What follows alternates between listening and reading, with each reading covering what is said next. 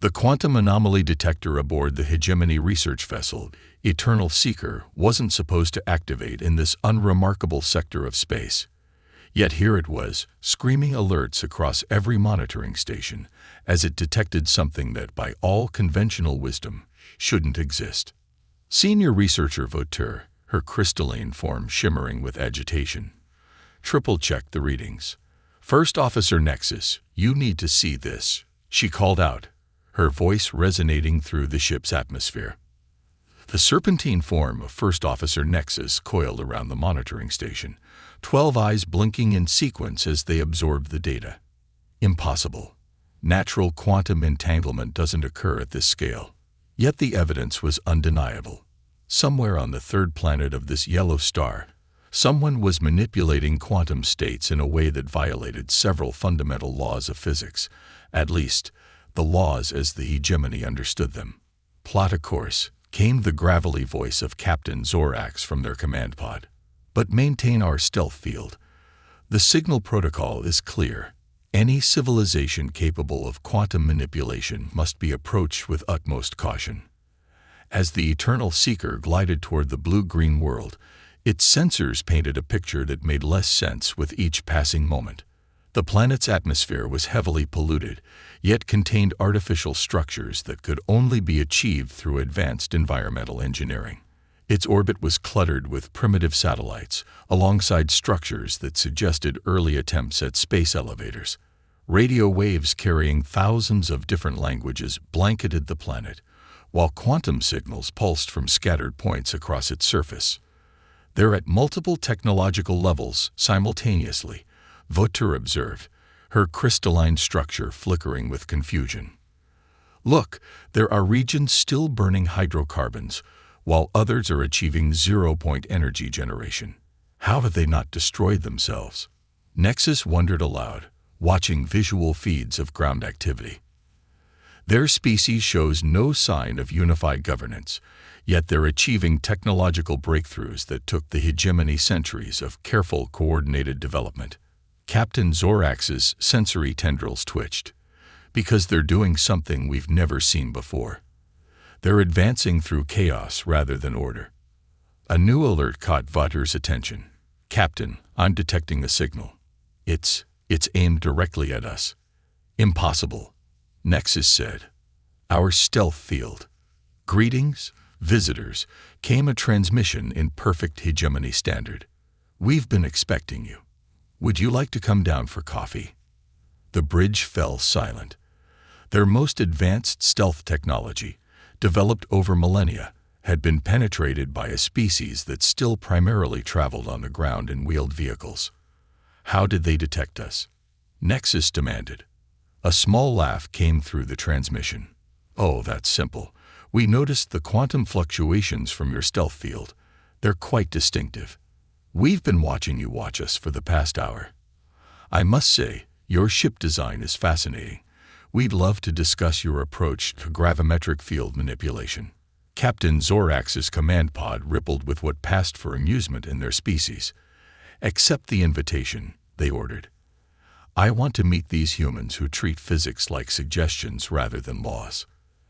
As the Eternal Seeker descended through Earth's atmosphere, guided to a facility in a region called Switzerland, Vauteur couldn't help but notice that the planet's quantum signature was growing stronger. The humans weren't just manipulating quantum states, they were rewriting the underlying fabric of reality itself. And they were doing it with the casual confidence of a species that had no idea it was achieving the impossible. The first contact between humanity and the Hegemony was about to begin, and nothing in the galaxy would ever be the same. The Hegemony delegation sat in what the humans called a conference room, though to Vauteur it looked more like an improvised mixture of laboratory, meeting space, and casual gathering area. Screens displayed complex quantum calculations while a device labeled "coffee maker" burbled in the corner. The contrast was characteristic of everything they'd seen so far on Earth. Dr. Sarah Chen, the quantum physicist who had first detected their ship, was explaining humanity's approach to quantum mechanics while dunking a cookie into her coffee. The casualness with which she discussed concepts that had taken the hegemony centuries to grasp was unsettling.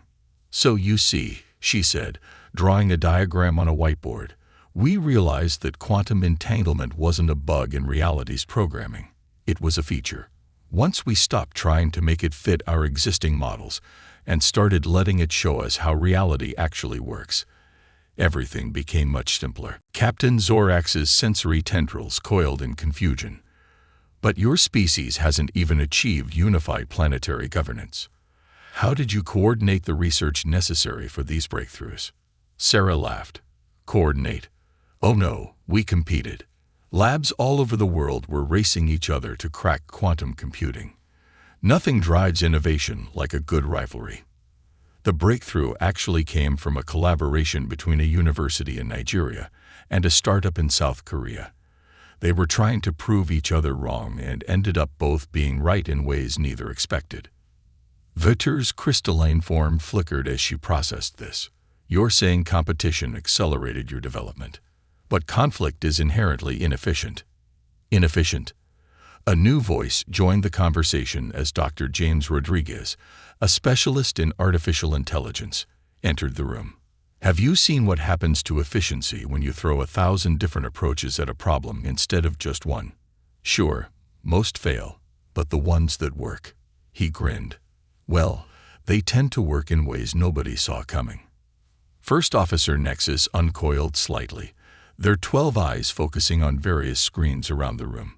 "Our analysis shows your species simultaneously developing fusion power, quantum computing, and artificial intelligence, while large portions of your population still rely on fossil fuels. The technological disparity should have caused massive societal upheaval." "Oh, it did," Sarah nodded, reaching for another cookie. "Still does, actually. But that's the thing about humans. We're really good at adapting to chaos. It's kind of our specialty."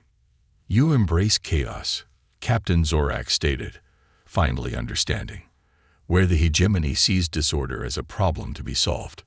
We see it as an opportunity to try something new," James finished. "Did you know we developed our first quantum computers partly because we were trying to model climate change?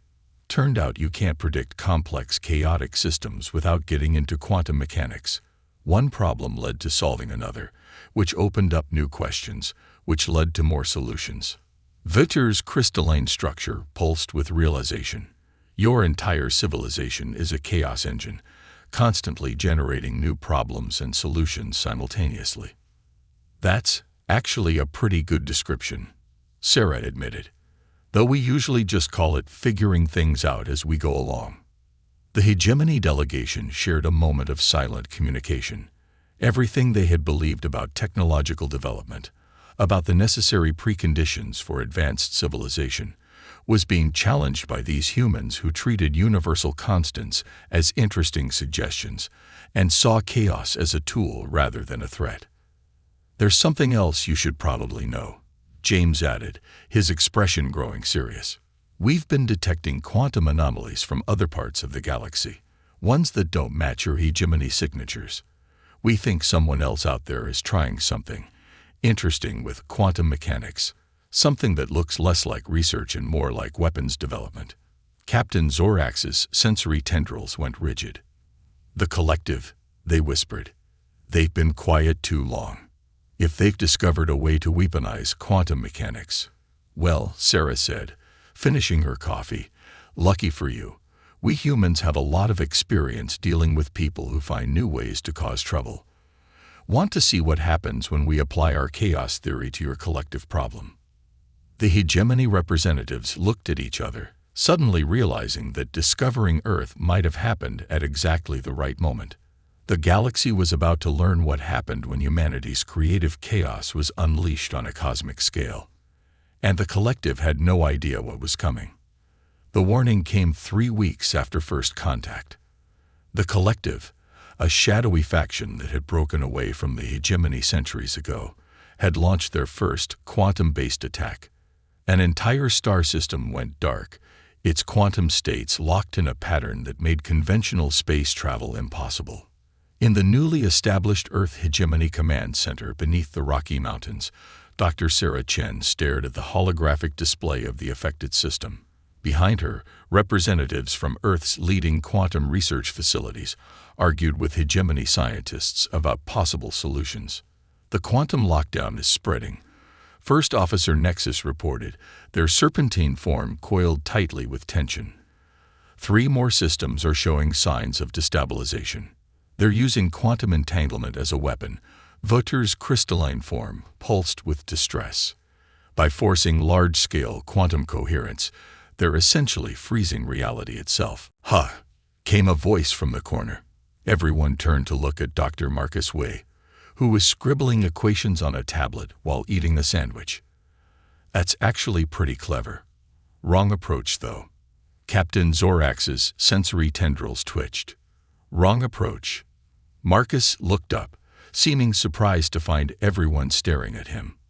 "Well, yeah. They're trying to impose order on quantum systems.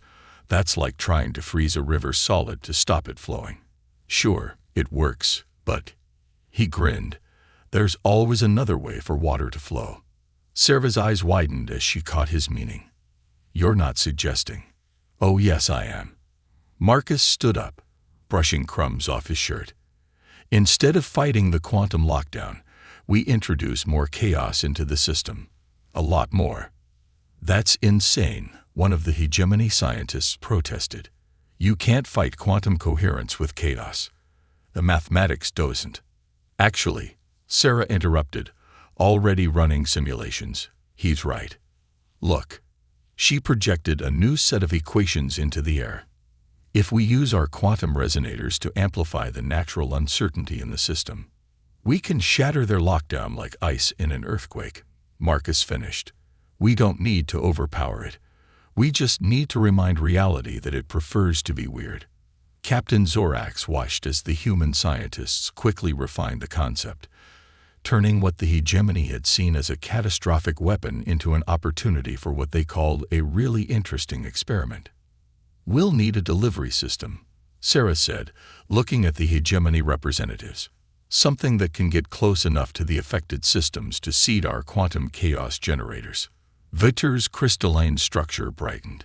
The Eternal Seeker could be modified for this purpose. But the collective will be expecting resistance. "Good," Marcus said, his grin widening. "That means they won't be expecting a bunch of humans to show up and break physics in new and exciting ways." The next 48 hours were a blur of activity.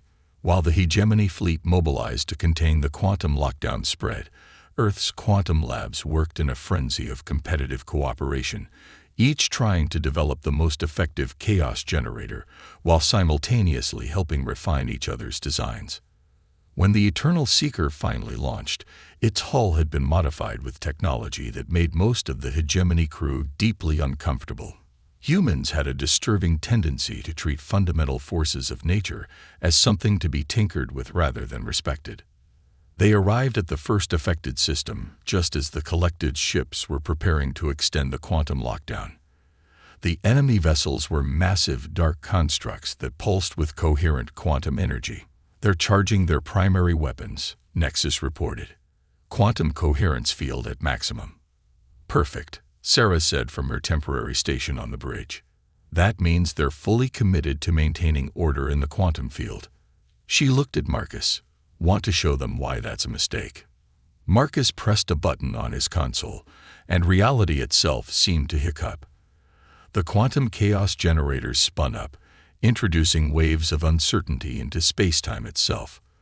The collective's carefully maintained quantum lockdown began to fracture as probability itself rebelled against their imposed order. "Impossible," came the first transmission from the collective flagship. "You cannot." "Oh, but we can." Sarah transmitted back. "Here's the thing about quantum mechanics that you folks seem to have forgotten. The universe loves its chaos. We're just helping it remember that." The collective ship's coherent quantum fields began to collapse as the chaos spread. Their weapons, dependent on quantum stability, flickered and died.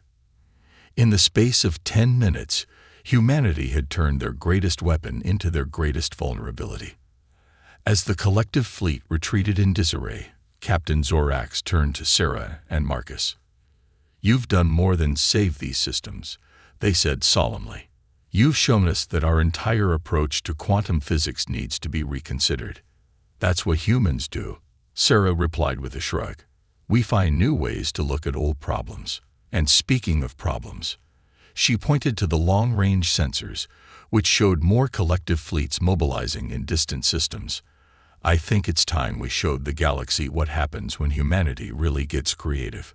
The battle for reality itself was just beginning, and humanity was just warming up. The Grand Council chamber of the hegemony had never seen anything quite like this. Instead of the usual formal proceedings, the vast circular hall had been transformed into something the humans called a hackathon. Hundreds of screens floated in the air, displaying everything from quantum mechanics equations to cultural exchange protocols. "You want us to completely reorganize the hegemony's research structure?" High Counselor Vex's multifaceted eyes blinked in disbelief at Dr. Sarah Chen's proposal. "Not reorganize," Sarah corrected, gesturing to a holographic display of the new system. "Democratize. Look at what happened with the collective. We beat them not because we had better technology, but because we had thousands of different approaches happening simultaneously." Marcus Way, now Earth's official science liaison to the hegemony, stepped forward. "Your civilization achieved incredible things through order and careful planning. But the galaxy is changing. The collective proved that threats can emerge in ways no one can predict, which is exactly why we need more structure, not less," another council member argued.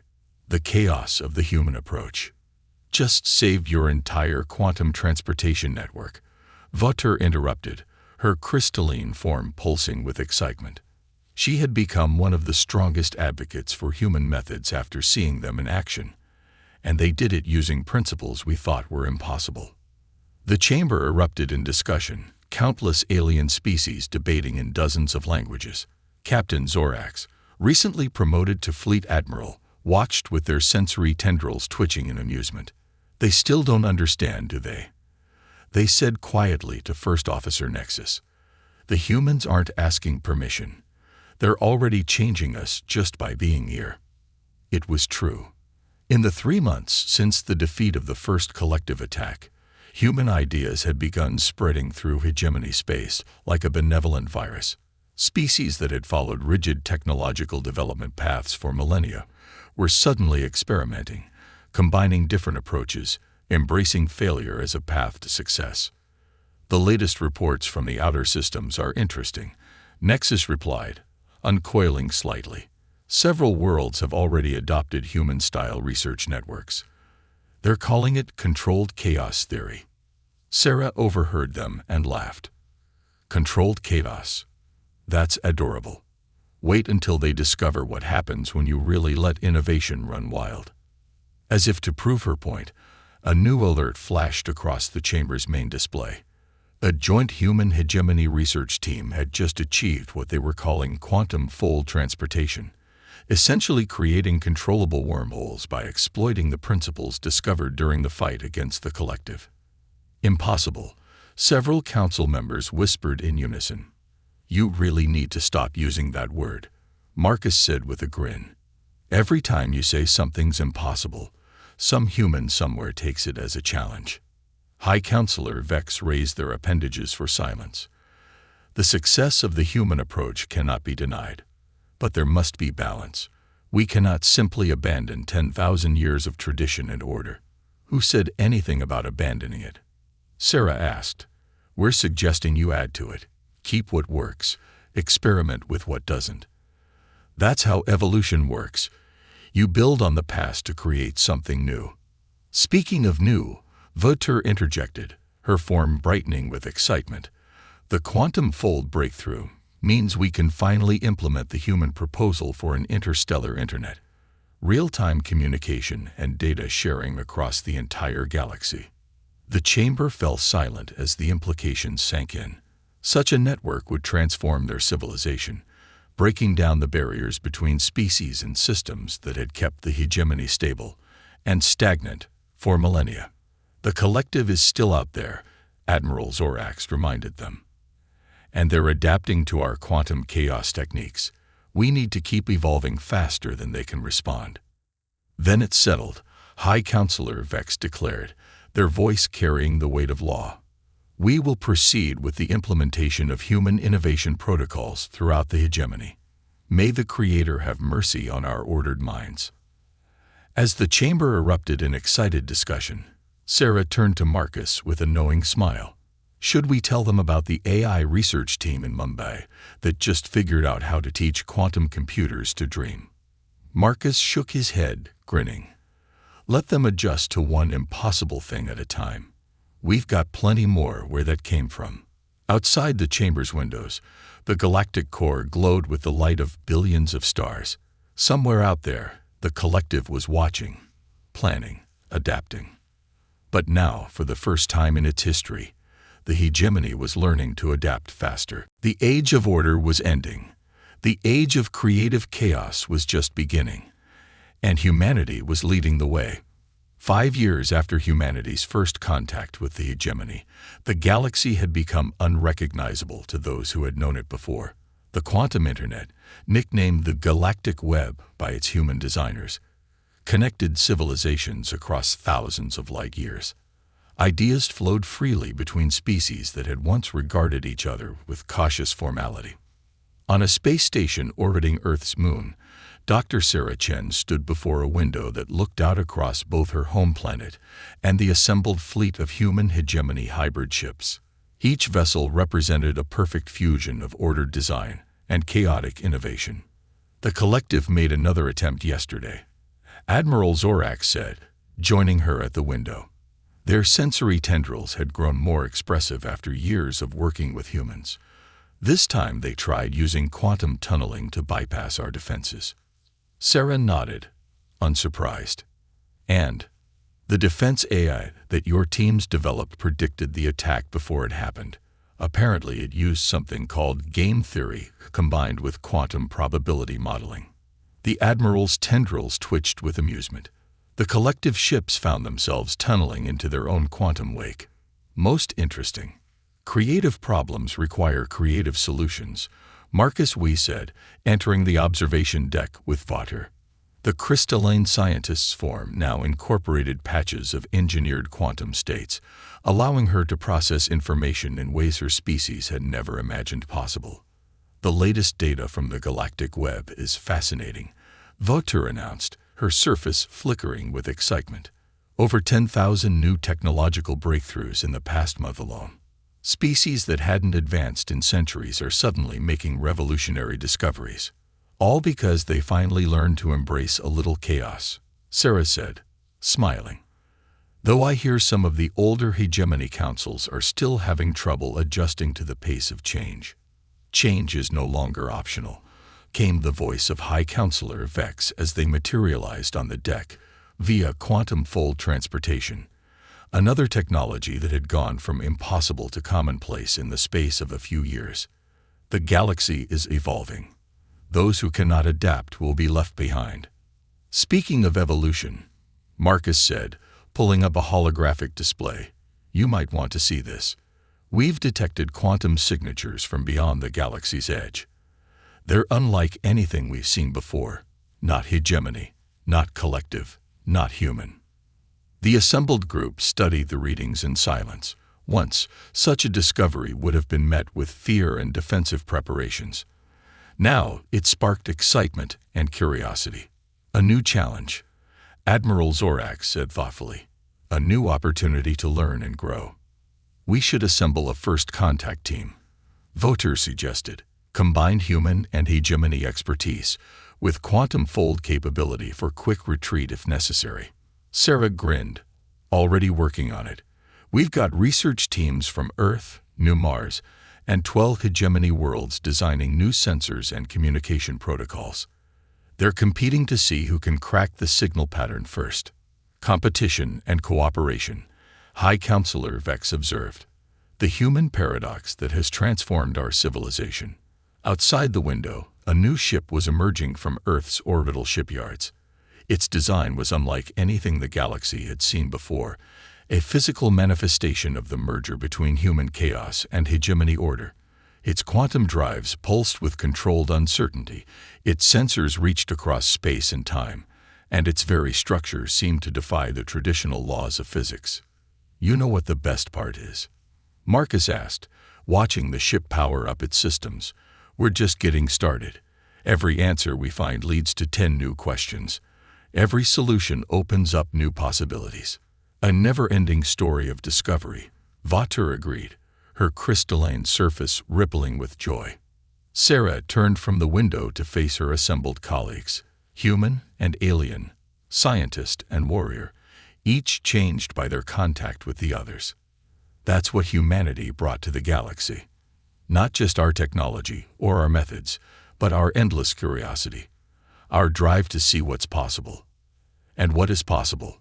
High Counselor Vex asked, their multifaceted eyes reflecting the light of distant stars. Sarah smiled. "That's the best part. We'll never know until we try. And we're going to try everything." As if in response, the new ship's quantum drives flared to life, creating a cascade of possibilities that rippled across space-time. The next chapter in the galaxy's story was beginning, and no one, human or alien, could predict where it would lead. They could only be certain that it would be extraordinary.